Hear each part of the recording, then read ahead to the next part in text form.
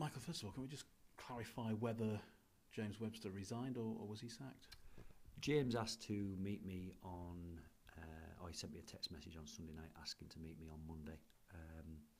We sat down, we discussed a few things, and we came to a mutual agreement for James to relinquish his position.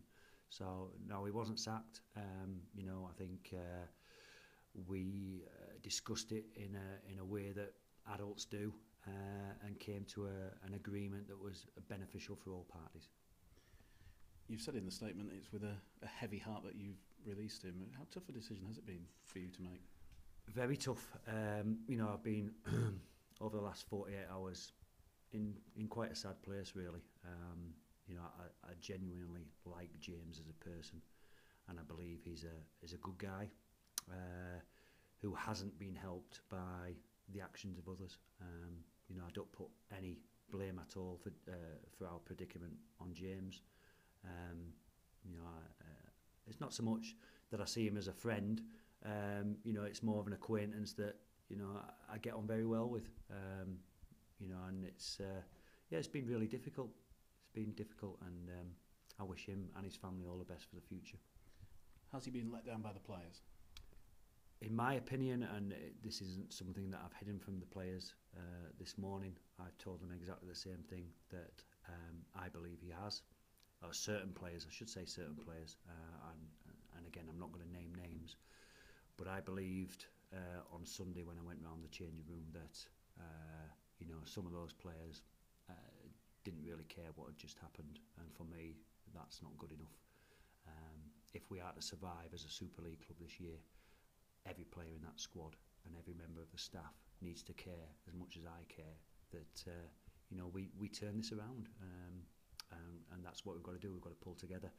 Unfortunately, in these circumstances, you end up with one man losing his job, primarily because it's easier to change one man than it is to change 25.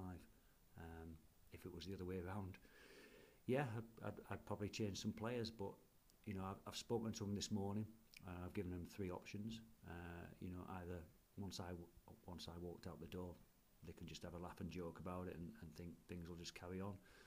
2, whoever wants to leave or doesn't want to be here, come and see me and we'll sort that out. Or 3, turn around and show me what I know they're capable of, and prove me wrong, prove the fans wrong, prove the press wrong, prove the world wrong, that they're actually better than what they are showing.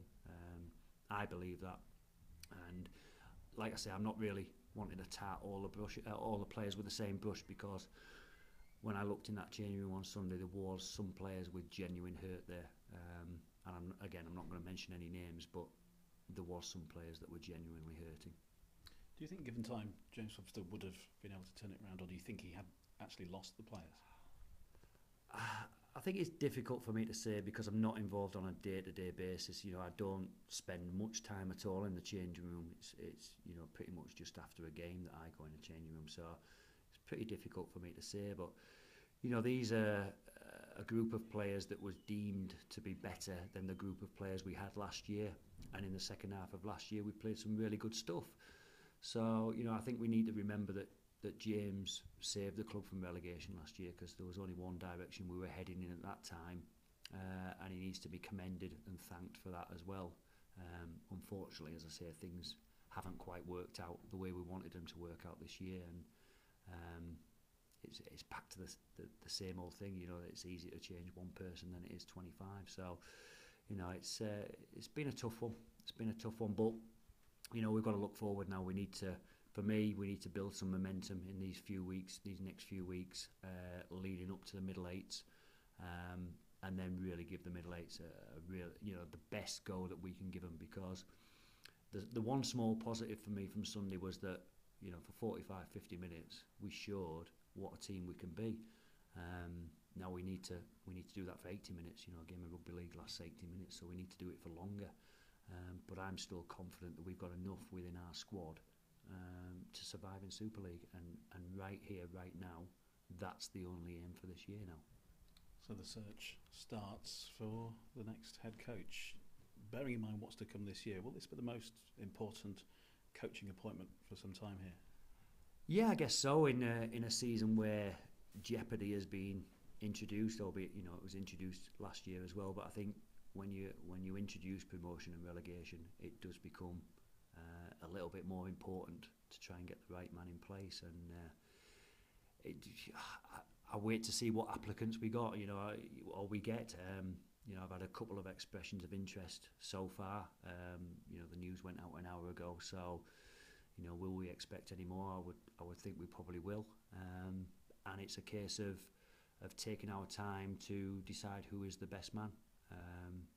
We need to instill somebody from my perspective who is going to get these players rallied up and ready for the fight that lays ahead. And it is going to be a fight, and we need to show fighting spirit to get through it. So there's, on the one hand, there's a bit of rush that you need to get somebody in place because we realise there's an important period coming up. But on the other hand, you don't want to rush it and get the wrong man. I've got faith in Stu taking things forward for the next couple of weeks. We've got an extremely important game coming up against Widnes on Sunday. And I've spoken to Stu about getting the team ready for that, so he's more than capable of doing that. I've also said to Stu, if you want to apply for the job, feel free. There's nothing holding you back from doing so. I don't know whether Stu will do that or not. I haven't really spoken to him in depth on that, so we'll wait and see what comes out this week. It may be that things move quite quickly, or it may be that they take a little bit longer. Having never been in this position before, it'll be an interesting couple of weeks, I think. Whomever does come in, will they just have the same squad to work with, or can you see some changes? No, I think what we've tried to do starting from yesterday really is see whether we can shake the squad up a little bit. We've had one or two expressions of interest from some of our current players, and whether we can move a couple out to bring a couple in, waits to be, will be seen really. But it is difficult because there's not a massive abundance of players out there available that clubs are willing to let go at this stage of the season. So that's not going to be easy. And I think for any coach coming in, they need to understand that what they've got now primarily is what they're going to have to work with till the end of the season. If we can shift some things about, then any new coach will get as much support as I can physically give them, and we'll have to take it from there.